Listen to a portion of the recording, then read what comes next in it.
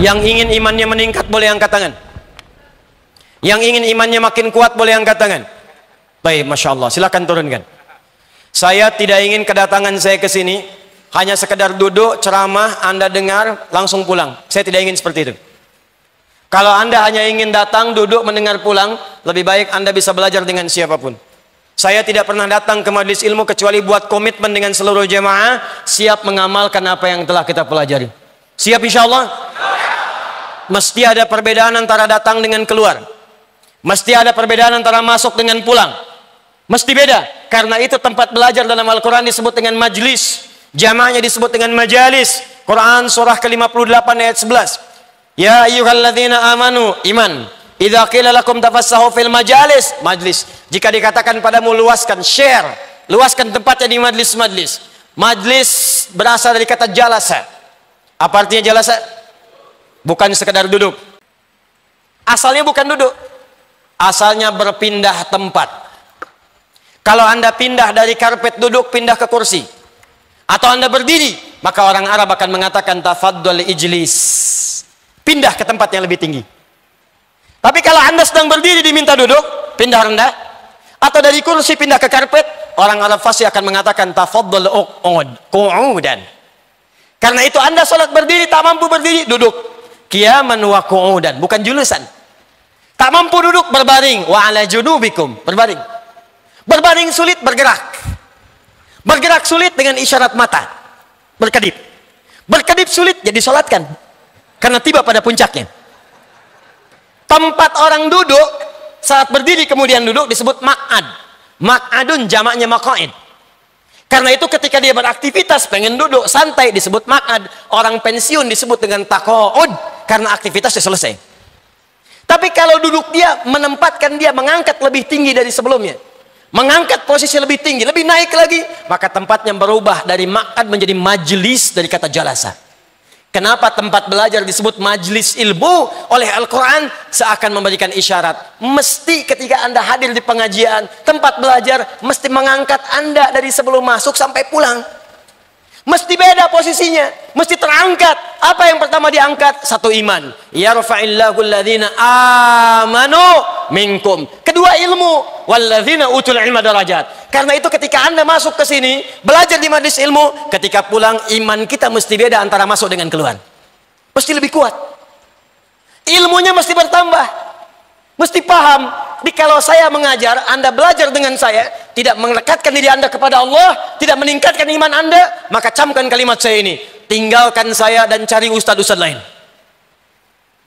Jika Anda belajar dengan saya, tidak menambah pengetahuan Anda, tidak meluaskan wawasan Anda, camkan kalimat saya. Tinggalkan saya, cari ustadz-ustadz lain. Karena saya tidak seperti yang diinginkan oleh Al-Quran. Mesti beda. Dan mustahil kita bisa meningkatkan iman dan ilmu kecuali kita paham dan berkeinginan mengamalkannya. Karena itu turunlah kemudian Quran surah ke-9 ayat 122. Wa ma kana al-mu'minuna liyanfiru kaffa falawla nafara min kulli firqatin minhum ta'ifah liyatafaqahu fid din. Cara belajar. Belum selesai. Waliyunziru qaumahum idza raja'u ilaihim la'allahum yahdharun. Kata Allah, orang yang belajar pengetahuan pertama mesti belajar sampai paham. Jangan sampai kita belajar tidak mengerti apa yang kita pelajari. Awas. Ada sindiran tajam dalam Al-Quran. Kenapa mesti paham? Karena ilmu yang kita pelajari itu akan dipraktikkan dalam ibadah. Satu. Makanya disebut fikih, artinya paham. Karena itulah saat kita akan sholat, belajar dulu cara sholat, disebut fikih sholat. Fikih zakat, fikih haji. Maksudnya bukan sekedar belajar, belajar sampai paham. Coba lihat sindiran Al-Quran. Tajam sekali walaupun halus. Kata Allah, ada orang sholat bahkan tidak paham apa yang ia kerjakan dan dia lakukan dalam sholatnya. Ada orang sholat gak paham yang dia baca dalam sholatnya. Berapa ribu kali Anda ruku? Berapa ribu kali Anda sujud? Sudah berapa lama Anda sholat? Pertanyaan saya, dari sekian ribuan kali ruku dan sujud, berapa persen bacaan sholat yang Anda pahami? Jangan-jangan selama ini kita sholat, kita nggak ngerti yang dibaca. Ruku nggak paham yang diungkapkan. Sujud tidak mengerti yang dibacakan. Bagaimana sholat kita bisa khusyuk? Bagaimana sholat kita bisa nikmat? Yang kedua kata Quran, setelah kalian mengerjakan pengetahuan itu, maka pulanglah, amalkan ilmu kalian, sampaikan pada orang yang tidak belajar di kampung-kampung kita itu. Maka jika ada orang yang belajar seperti ini, paham, komitmen mengamalkan, maka status belajarnya sama dengan mujahid fi sabilillah. Karena ayat ini diturunkan untuk mengajak orang-orang yang sedang senang berjihad untuk diberikan alternatif pada jihad bentuk yang lain, yaitu jihad dengan ilmu. Sama persis kata Allah, yang berangkat ke medan perang, yang berjihad di medan perang dengan yang belajar di majelis ilmu, maka nilainya sama-sama mujahid. Kalau wafat statusnya syahid di surganya bersama Nabi SAW. Turun Quran surah keempat ayat 69. Wa may yuti'illaha war rasula fa ulaika ma'al ladzina an'ama Allahu 'alaihim minan nabiyyina was-siddiqina wasyuhada was-salihin wa hasuna ulaika rafiqa. Disaingin komitmen dulu. Siap insyaallah kita memahami? Siap mengamalkan? Ketika Anda mengatakan siap dengan keikhlasan hati kita, maka saat itulah status kita saat ini berubah menjadi mujahid fi sabilillah. Kalau wafat keluar majlis ini, seketika statusnya syahid syuhada. Masya Allah. Mau seperti itu? Jangan dulu, kita belum selesai taklimnya. Tapi kita tidak bisa memilih. Ya. Awas, sebelum saya lanjutkan, tapi saya ingatkan. Jihad pun di medan perang, bukan asal-asalan kemudian mengangkat senjata dan melukai orang. Karena jihad asalnya bukan menyerang, tapi lebih kepada membela diri dalam kebenaran dan kebaikan yang dibenarkan oleh agama. Diingat, kalau ada yang ngajak-ngajak, ayo bom orang, tembak orang, tusuk orang dalam suasana yang tidak dibenarkan, maka jangan ikuti. Karena resikonya itu sama dengan pesan kapling di neraka jahanam. Quran surah An-Nisa, surah yang keempat, ayat 92 sampai 93. Wa may yaqtul mu'minan muta'ammida fajazauhu jahannam wa ghadiballahu alaihi wa la'anahu wa 'adda lahu 'adzaban 'azima. Siapa yang sengaja merencanakan pembunuhan apalagi pada satu orang beriman, maka dia sama saja sudah pesan kapling di neraka jahanam. Dia akan mendapatkan murka Allah, dilaknat oleh malaikat, dan dijanjikan siksa yang sangat berlipat. Orang beriman mana yang pesan kapling di neraka jahanam? Makanya mustahil ada orang beriman meledakkan diri di jalanan. Mustahil ada orang beriman tembak sana tembak sini dengan kalimat Allahu Akbar, dengan kalimat dan suasana yang tidak dibenarkan. Ayo fokus ini. Apa saja amal soleh yang disebutkan oleh Nabi untuk menjelaskan petunjuk di Al-Quran supaya iman kita menguat. Al-Imam Al-Bukhari menghimpun di 57 hadis dalam kitabnya Al-Jami' At-Sahih Al-Bukhari, yang juga mengintisarikan keterangan-keterangan dalam Al-Quran. Perhatikan, setidaknya ada beberapa amalan-amalan pokok yang kalau dikerjakan akan meningkatkan iman, bahkan memunculkan kenikmatan iman yang disebut dengan halawatul iman. Satu, saya agak cepat langsung ke eksekusi amalan. Amalan yang paling pokok, satu, salat. Salat. Karena itu ketika Allah menyebutkan kalimat iman pertama dalam Al-Quran, setelahnya langsung bersanding dengan kalimat salat. Al-Baqarah ayat 3. Alladzina yu'minuna bil ghaib wa yuqimunas shalah. Dan kalimat imannya berubah jadi fi'il mudhari. Dari amanu jadi yu'minun. Silakan lihat. Biasanya Allah panggil ya ayyuhalladzina amanu, ya ayyuhalladzina amanu. Yang ini spesial. Begitu kita diminta mengerjakan salat, kalimat imannya berubah menjadi fi'il mudhari. Alladzina yu'minun, bukan amanu. Fi'il mudhari punya 3 arti. Lebih bergerak dibandingkan fi'il madhi. Dalam bahasa Inggris disingkat dengan present, continuous, dan future. Sekarang, terus menerus, dan sampai kapanpun. Jadi ada amalan yang kalau kita kerjakan dengan baik, maka amal itu akan menjaga iman kita dari sekarang terus menerus sampai kapanpun saat kita kembali kepada Allah Subhanahu wa taala. Seakan Al-Quran ingin mengatakan, hei kalian yang sedang beriman kepada Allah yang gaib, yang tak tampak dalam pandangan, kalau iman kalian ingin terus kalian pertahankan, terus kalian jaga, tertanam dalam jiwa, baik sekarang, terus menerus, sampai kamu kembali kepada Allah Subhanahu wa ta'ala, saya turunkan amalan yang kalau engkau kerjakan itu, maka akan hadirlah sifat iman seperti itu. Apa amalannya? Wa yuqimunas shalah. Salat. Karena itu cek. Semua nabi yang pernah bertugas di bumi, semuanya salat. untuk mempertahankan iman mereka kepada Allah dan menunjukkan kepada kita saking pentingnya sholat. Semua nabi sholat, Pak. Di sholat itu ibadah pokok yang tidak hanya diperintahkan pada Nabi Muhammad SAW dan umatnya, tapi semua nabi yang pernah bertugas di bumi semuanya sholat. Nabi Musa sholat, buka Quran surah ke-20 ayat ke-14. Kata Allah, innani anallahu la ilaha illa ana fa'budni. Saya Allah, tidak ada Tuhan selain saya yang layak dipertuhankan, maka sembah saya. Bertanya Musa, bagaimana ya Allah cara menyembahmu? Wa aqimis sholata li dzikri. Tunaikan salat sebagai zikir kepadaku. Nabi Musa salat. Nabi Zakaria salat.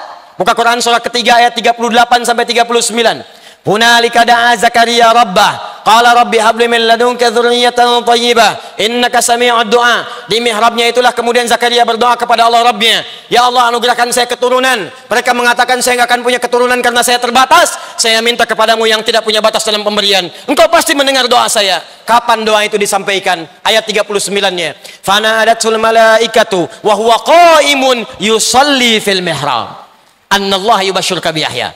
Maka datang malaikat memberikan kabar gembira. Allah menjawab doamu. Kapan doa itu disampaikan? Saat beliau sedang sholat, masih berdiri dalam sholatnya di mihrab.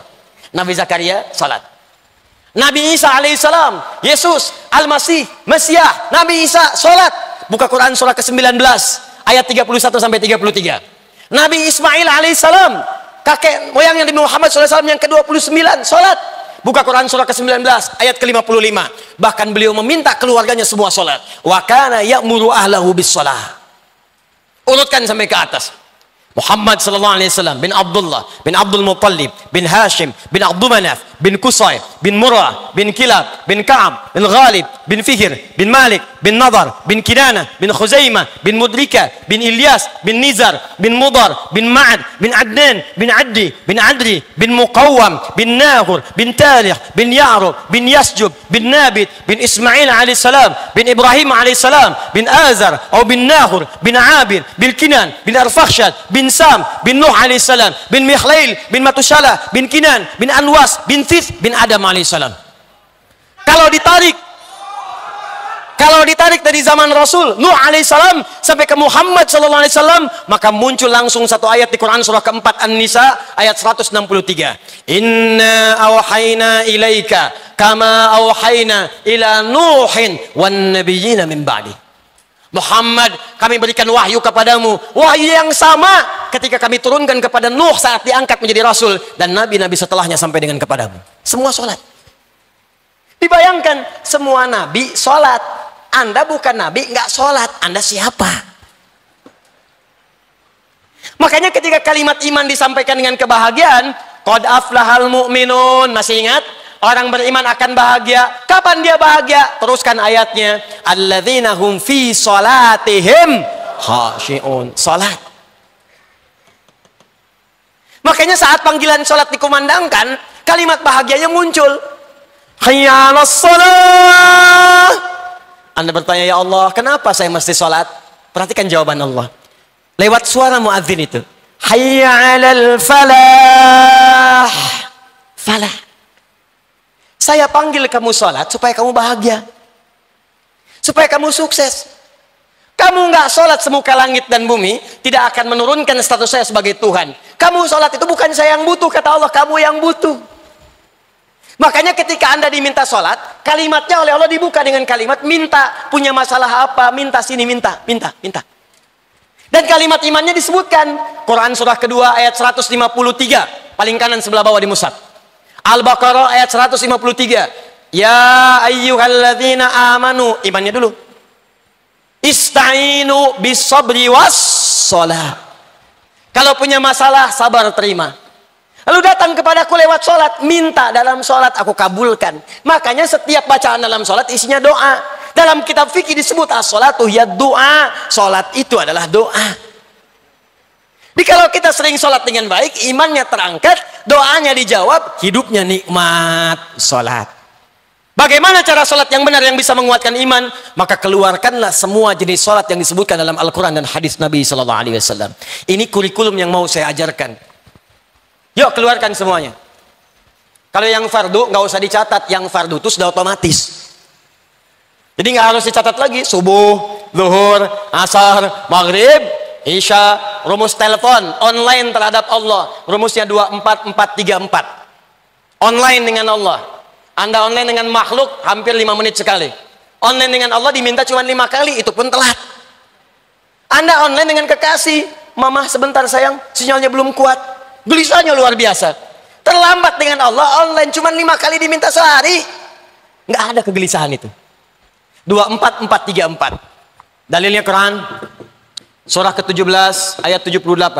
Quran surah ke-11 ayat 114. Waktunya diatur di Quran surah ke-4 ayat 103. Diminta dijaga di Quran surah ke-2 ayat 238. Paling kanan sebelah atas di mushaf. Aqimis salata liduluki syamsi ila ghasaqil laili wa Qur'an al-fajr. Inna Qur'an al-fajr kana mashhuda. Dalil salat 5 waktu. Dikuatkan pahalanya di Quran surah 11 ayat 114. Aqimis salata tarafain nahar wa zulafan minal lail. Innal hasanati yudhibna as-sayyi'at. Salat fardu. Disebutkan waktunya di Quran surah ke-4 ayat 103. Fa idza qadaytumus salata fadhkurullaha qiyaman wa qu'udan wa 'ala junubikum. Fa idza tma'nantum fa aqimus salat. Innas salata kanat 'alal mu'minin kitaban mawquta. Kata Allah, orang beriman itu pasti tahu waktu salat. Tuh, cek. Ayo cek tuh. Ayo. Kata Allah, bahasa bebasnya. Orang beriman itu kalau benar imannya pasti tahu waktu salat. Ayo lihat sini. Subuh besok jam berapa? Sini, jangan lihat ke atas. Sini. 4. Tuh. 341, 340, 440, 355. Terjadi perbedaan pendapat tentang waktu sholat subuh. Ini menunjukkan Anda berasal dari daerah yang tidak sama. Dan ini menunjukkan bahwa sholat itu benar perintah Allah, bukan karya manusia. Kenapa? Karena sholat itu satu-satunya ibadah yang akan terus dikerjakan selama 24 jam di muka bumi. Karena itu azannya terjadi perbedaan waktu. Surabaya selesai azan, Sidoarjo azan. Itu selesai azan, pindah lagi. Ternyata 24 jam gak pernah berhenti lafaz azan. Di Mesir selesai azan, Libya azan. Libya azan selesai, Tunisia azan. Tunis selesai, Maroko azan. Maroko selesai, Aljazair azan. Nyebrang ke Mediterania, Italia, Spanyol, Prancis, terus 24 jam. Satu-satunya kalimat di muka bumi yang tidak pernah berhenti 24 jam azan. Kalau itu karya manusia, mustahil bisa demikian. Ini menunjukkan kebenaran risalah Islam. Dan ini menunjukkan sholat saking pentingnya 24 jam gak berhenti. Fardu. Orang beriman tahu waktu sholat. Karena itu kata Allah, kalau sudah tahu waktunya jaga, jangan ketinggalan. Muncullah Quran surah kedua ayat 238. Hafidhu ala sholawat. Hei, saling menjaga. Ingat. Kalimat Qurannya bukan ihfadhu. Kalau ihfadhu hanya ke satu orang, jaga. Tapi kalimat Qurannya hafidhu, menggunakan alif mufa'alah, saling jaga, ingatkan, share. Anda pulang ke rumah, satu suami, satu istri, 3 orang anak, ada 5 orang di rumah. Tiba-tiba Anda sudah susun jadwalnya, sholat subuh sampai dengan sholat isya. Anda bangun, istri belum bangun, bangunkan dia. Ayo, hafidhu. Anda istri bangun, anak belum bangun, ingatkan dia. Ayo, katanya ingin ke surga. Kalau perlu bikin menu sholat di meja makan Anda, simpan. Bek. Waktu sholat jam sekian. Itu yang dimaksud dengan hafidhu, saling menjaga waktu sholat. Ini yang standar. Kalau Anda ingin naikkan imannya, maka tambahkan pada jenis yang kedua. Keluarkan semua ragam sholat di luar sholat yang fardu, yang dikenal dengan nama nafilah, yang berhukum sunnah. Kalau Anda ingin berlatih meningkatkan iman ini, maka keluarkan jenis sholat yang kedua ini, yang disebut dengan sholat nafilah, yang hukumnya sunnah. 1. Quran surah ke-17 ayat 79 sampai 81. Dikuatkan di Quran surah ke-73 ayat 1 sampai 20. Dikenal dengan nama sholat tahajud atau qiyamul lail. Orang beriman, maka dia akan mencoba untuk memaksimalkan sholat tahajudnya. Kalau sulit ia kerjakan, maka ia sebut nama umumnya qiyamul lail. Apa beda tahajud dengan qiyamul lail? Kalau tahajud, sholat dikerjakan didahului dengan tidur terlebih dahulu. Dari kata hajada, aktivitas yang dikerjakan setelah tidur terlebih dahulu.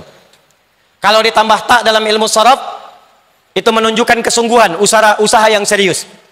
Kalau ada tak dalam sebuah kalimat, ini menunjukkan amalannya tidak mudah dilakukan. Kalau ditambah tasydid, sebelum huruf terakhir dari kata syiddah.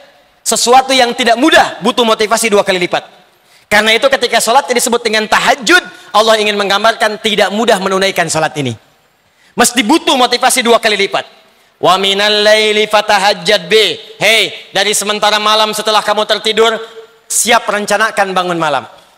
Itu nggak mudah, karena itu usahakan dengan sungguh-sungguh. Mau jam berapa Anda sholatnya? Tadi subuhnya jam 3.40 misal. Maka Anda ingin tahajud jam setengah 3, jam 2.30. Siapkan, siap-siap. Pasang alarm dari setengah 2. Kalau perlu alarmnya 3 kali. Jam setengah 2, jam 2 kurang seperempat, jam 2 lewat seperempat. Alarm pertama mematikan alarm kedua. Alarm kedua matikan alarm ketiga. Alarm ketiga siap-siap. Menghilangkan kantuk dulu. Tahajud. Kalau Anda bekerja lelah, sulit bangun malam, maka kerjakan pilih yang kedua, qiyamul lail, nama umum. Nama umumnya, qiyamul lail bisa dikerjakan sebelum kita tidur. Kerjakan 2 rakaat, kerjakan 4 rakaat, demikian seterusnya, tahajud. Saya tidak bicara teknis dulu, saya bicara amalannya dulu. Yang kedua, keluarkan semua jenis sholat sunnah di siang harinya. Sebelum subuh ada 2 rakaat, rawatib keluarkan. Sebelum zuhur 4 rakaat. Setelah zuhur 2 rakaat. Sebelum maghrib, setelah maghrib 2 rakaat. Setelah isya 2 rakaat. Keluarkan sholat mutlaknya. Ada yang dekat dengan sholat fardu, ada yang jauh dengan sholat fardu. Syuruk, awal duha, pertengahan duha, akhir duha. Sebelum asar 4 rakaat dari Ibnu Umar radhiyallahu taala anhuma. Sebelum maghrib kalau memungkinkan 2 rakaat. Sebelum isya 2 rakaat. Keluarkan semua jenis sholat yang bisa kita kerjakan. Kalau mampu Anda lakukan ini, maka demi Allah saya katakan, saya tutup untuk bagian yang pertama ini, saya tutup. Jika mampu Anda istiqomah mengerjakan sholat ini saja, saya belum bicara puasa, belum bicara zakat, belum bicara infak, baru sholat saja. Kalau benar Anda kerjakan ini dengan baik, maka akan terjadi perubahan dalam hidup Anda, maka muncullah kenikmatan iman yang pertama. Kalau di awal-awal Anda terlambat sholat fardu perasaan biasa-biasa, maka setelah membiasakan yang ini, tertinggal sholat sunnah pun hati Anda akan gelisah. Subuh jam 3 lewat 40, Anda bangun jam 3 lewat 35. 5 menit sebelum subuh, begitu Anda bangun, ya Allah saya terlambat. Padahal subuh aja belum, karena Anda terbiasa menunaikan sholat sunnah. Terjadi perubahan. Dan yang paling hebat, ketika imannya mulai meningkat, ketika kemudian ibadahnya mulai meningkat, maka amal solehnya pun akan mulai muncul dalam hidupnya. Akan terjadi perubahan dalam hidup Anda. Maaf, pada pandangan yang tidak bagus sudah nggak senang lagi. Pada harta yang haram sudah nggak senang lagi. Riba sudah nggak senang lagi. Sogok menyogok sudah nggak senang lagi. Sekarang yang senang semua yang halal-halal. Salat. Salat. Salat.